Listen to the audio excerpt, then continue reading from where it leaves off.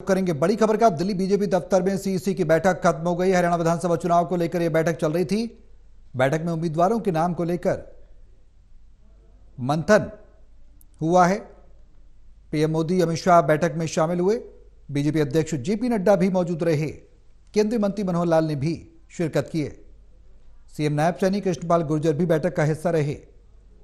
प्रदेश अध्यक्ष मोहनलाल बडौली भी बैठक में शामिल हुए। तो दिल्ली बीजेपी दफ्तर में सीईसी की बैठक खत्म हुई है। हरियाणा विधानसभा चुनाव को लेकर एक बड़ा मैराथन मंथन।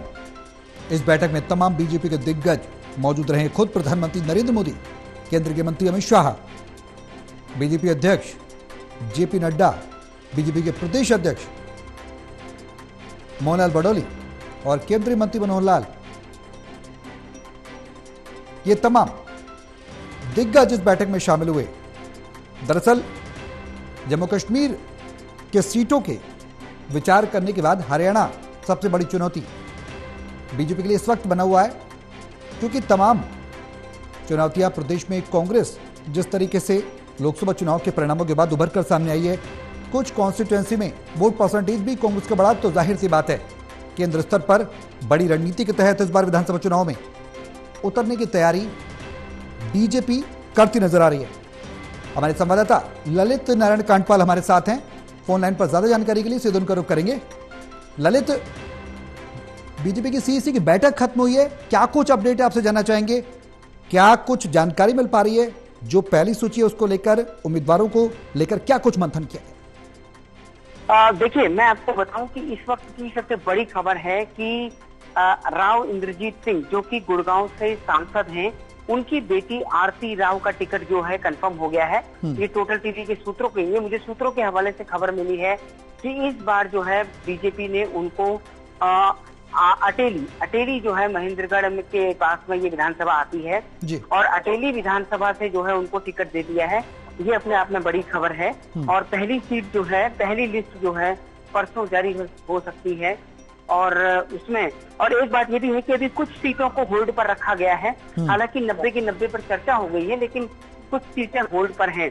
तो ये अभी तक का एक सबसे बड़ा डेवलपमेंट है कि राव इंद्रजीत सिंह की बेटी जो है वो इस बार दावेदार बनने जा रही हैं और उनका टिकट लगभग कंफर्म हो चुका है और अटेली से उनको टिकट मिलने जा रही है। ललित, हमने देखा कि जिस तरीके से कांग्रेस छोड़कर बीजेपी में आए कुलदीप बिश्नोई और उनके बेटे भव्य बिश्नोई पर भी सबकी निगाहें हैं कि शायद इस बार विधानसभा चुनाव में भव्य को टिकट दिया जाएगा। उस पर भी क्या कुछ कोई जानकारी मिल पाई है? देखिए, अभी धीरे धीरे और जानकारी क्लियर हो रही है, लेकिन इतना है कि हरियाणा की 90 सीटों पर चर्चा पूरी हो चुकी है और अभी फिलहाल जो है साउथ हरियाणा की, यानी कि अगर साउथ हरियाणा की बात करें तो कुछ सीटों पर क्लियर हो चुकी है, लेकिन कई सीटें जो है अभी भी कुछ सीटों को होल्ड पर रखा गया है। 90 पर चर्चा हो चुकी है। कल सूची नहीं आ सकती है, सूत्र ये कह रहे हैं। परसों को सूची आएगी और परसों को सूची जब आएगी तो 40 से 45 नाम उसमें शामिल हो सकते हैं। जी ललित, क्या अंदाजा लगाया जा सकता है कि महिलाओं पर ज्यादा फोकस किया गया होगा इस बार बीजेपी के द्वारा? जो जाट जाते हैं उनकी गोलबंदी पर, टिकट बंटवारे पर भी ध्यान रखा गया होगा, या फिर जो परिवारवाद रहा है, जो हमेशा से हरियाणा में देखने को मिलता रहा है, हरियाणा की राजनीति में मजबूत परिवारवाद, जबकि बीजेपी हमेशा परिवारवाद से इतर बात करती रही है। खुद लाल किले से प्रधानमंत्री नरेंद्र मोदी परिवारवाद से इतर बात करते रहे, लेकिन टिकट देना आरती राव को कहीं ना कहीं इसका संकेत जरूर देता है। देखिए, मैं आपको एक खबर और बता दूं, अभी भी ये खबर सामने आई है कि 55 सीटें जो हैं वो क्लियर हो चुकी हैं। 55 सीटों जो हैं क्लियर हो चुकी हैं और 55 सीटों पर नाम जो है आ सकता है। अब हालांकि ये बीजेपी की स्ट्रेटजी का रहेगी कि आखिर वो किस तरीके से जो है इसको मैनेज करती है। क्या वो 55 के 55 एक बार में देती है या 30 या 25 नाम जारी करती है, तो ये उसकी स्ट्रेटजी का पार्ट हो सकता है। लेकिन सूत्र ये बता रहे हैं कि बीजेपी ने आज की चर्चा में 55 नाम पूरी तरह से क्लियर कर दिए हैं। कुछ सीटों को होल्ड किया गया है। चर्चा 90 पर हुई है। जी ललित, जो 55 का आप जिक्र कर रहे हैं, बहुत बड़ी खबर इस वक्त की। हमारे सहयोगी ललित बता रहे हैं कि 55 सीटों पर कुछ नाम क्लियर हो गए हैं। टोटल न्यूज की इस वक्त की बड़ी खबर हम आपको बता रहे हैं। ललित, सवाल ये कि 30 से 25 सीटें जो आप बता रहे हैं, 25 से 30 सीटें, उसमें क्या कुछ बाइफरकेट किया गया है? किन किन इलाकों में उम्मीदवारों को चयनित किया गया है, इसके बारे में कुछ जानकारी? क्योंकि कुछ जाट लैंड है, कुछ नॉन जाट लैंड है। जी, ये जानकारी अभी नहीं मिल पाई है कि बाइफरकेट नहीं किया गया है। अभी सूत्र इतना बताने में सक्षम नहीं है, लेकिन ये बता रहे हैं कि जो मैंने जानकारी आपको दी, आरती राव का टिकट लगभग कंफर्म हो चुका है। उनको इस बार जो है अटेली से चुनाव लड़ाया जा रहा है। दूसरी बात ये है कि 55 सीटों पर चर्चा पूरी हो चुकी है।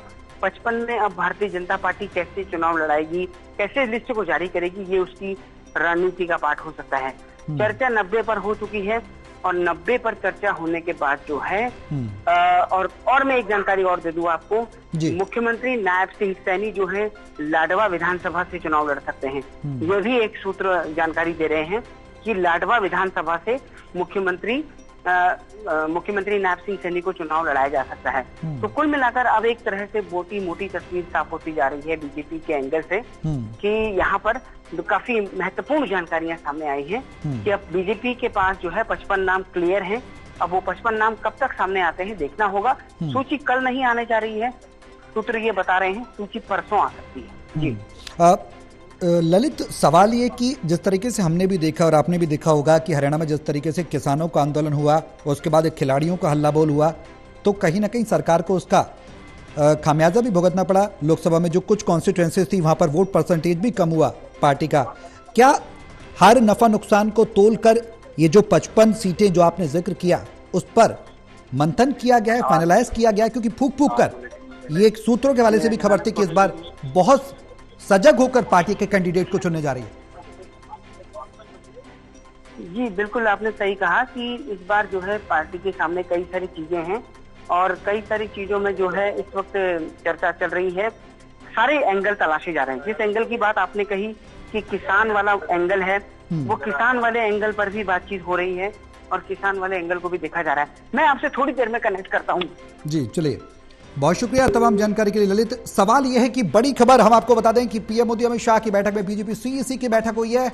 अध्यक्षता में उनके तमाम बड़े दिग्गजों ने तकरीबन बहुत अहम जो जानकारी है वो हमारे सहयोगी ललित दे रहे थे, अभी वहां पर मौजूद है। एक एक पल की अपडेट आप तक पहुंचा रहे हैं। अटेली से आरती राव का नाम फाइनलाइज किया जा सकता है। सूत्रों के हवाले से खबर है सीएम सैनी को लाडवा से विधानसभा चुनाव का लड़ाया जा सकता है। 25 से 30 सीटें पूरी तरह से फाइनलाइज करके मंथन किया जा रहा है। अब एंटी इनकम्बेंसी हरियाणा में सबसे बड़ी चुनौती, सिटिंग एमएलए के कितने टिकट काटे होंगे पार्टी ने, यह भी सवाल है। सवाल यह भी है कि आखिर नफा नुकसान को देखते हुए जमीन पर पकड़ किस नेता की मजबूत होगी, किस उम्मीदवार की मजबूत होगी। हर पहलू पर बहुत ही सजगता से, संजीदगी से पार्टी सिलेक्शन कर रही है। अब नाम 1 से 2 दिन में तस्वीर साफ हो जाएगी। जो सूत्रों के हवाले से खबर है 55 सीटों पर नामों को फाइनलाइज किया गया है।